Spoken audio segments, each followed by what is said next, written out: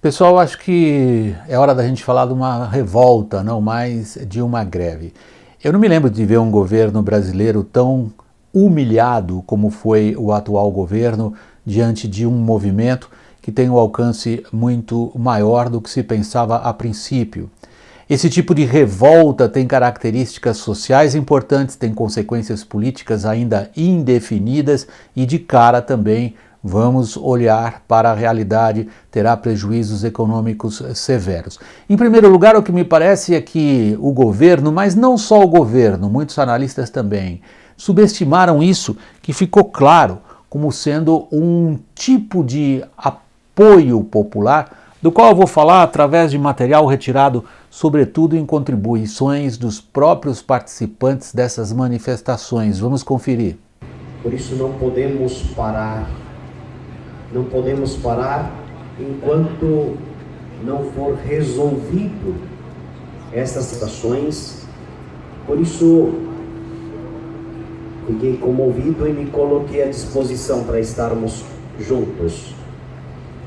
Não podemos calar nesse momento do país. Notem que o tipo de apoio popular ao qual me refiro é de uma qualidade diferente. É óbvio que há exploração política e gente infiltrada nisso, é óbvio que houve participação e apoio por parte de empresários que saíram lucrando com esse tipo de manifestação, mas o que me interessa demonstrar aqui é um tipo de apoio que a gente verificou em outras fases de manifestações de rua, que é uma identificação com o caminhoneiro entendido como um símbolo de quem trabalha e é, de certa maneira, absolutamente subjugado pela esfera política, é ignorado pelos governos e é obrigado a se esforçar para ganhar cada vez menos.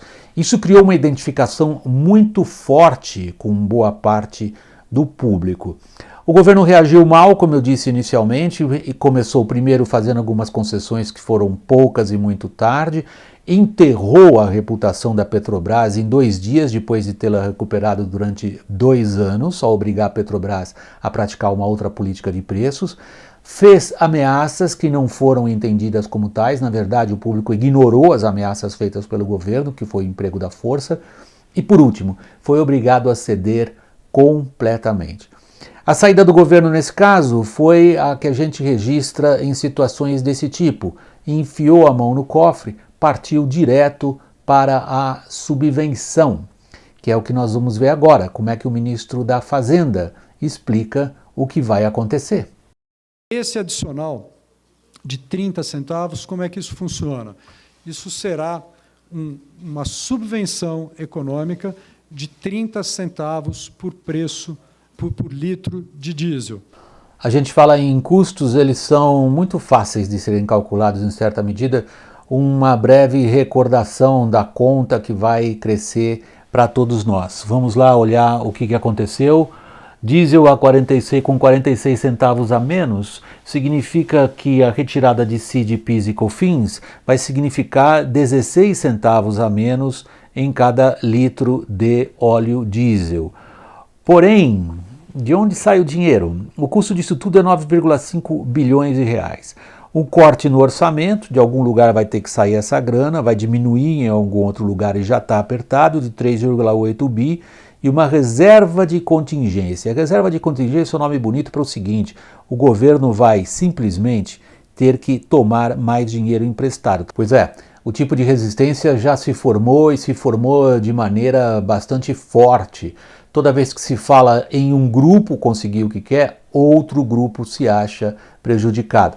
Nós vamos ver, ao partir do pouco do noticiário, quais são esses grupos que se acham prejudicados. Vejam só, o agronegócio está cobrando o prejuízo do governo. O agronegócio, de maneira alguma, acha muito bonita a história de tabelamento dos fretes. Foi uma das exigências dos caminhoneiros. Nós vamos ver agora outro grupo que ficou muito bravo com o que aconteceu e é um grupo forte. São os estados e seus governadores. Eles avisam que ficarão sem recurso para quê? Justamente para as estradas. Se elas estão ruins, vai aumentar o preço do frete por causa dos custos. Por último, eu falei do agronegócio, falei dos governadores, agora olha só. A CNI, que é a Confederação Nacional da Indústria, diz que o tabelamento de preço do frete, isso aí trata-se pura e simplesmente de um grande retrocesso. Resumindo, uma fase como eu vi poucas na recente política brasileira. Nós tivemos uma revolta popular muito mais calcada em ódio ao sistema político, à política, aos políticos e ao governo em especial. Nós registramos um tipo de manifestação popular que talvez possa ser comparada com aquelas que começaram em junho de 2013, quando as pessoas protestavam contra tudo, e aí eu até fiz uma ironia na época, portanto acabam protestando contra nada. Depois tivemos grandes fases de manifestações populares em 2016, com um sentido muito claro, que era tirar do poder o PT e a presidente Dilma Rousseff. Manifestações populares desse tipo, quando elas têm uma direção e um sentido muito claro, em geral elas acabam conseguindo o que querem. E agora estamos diante de manifestações inéditas. É inédito, de fato, o nível de descontentamento, o nível de indignação, e isso diante de eleições que estão abertas e imprevisíveis. É fato que as manifestações derrotaram o governo. É fato que as manifestações trouxeram um cenário econômico mais difícil. É fato que muita gente acredita que assim o Brasil renasce, sai daí um outro país.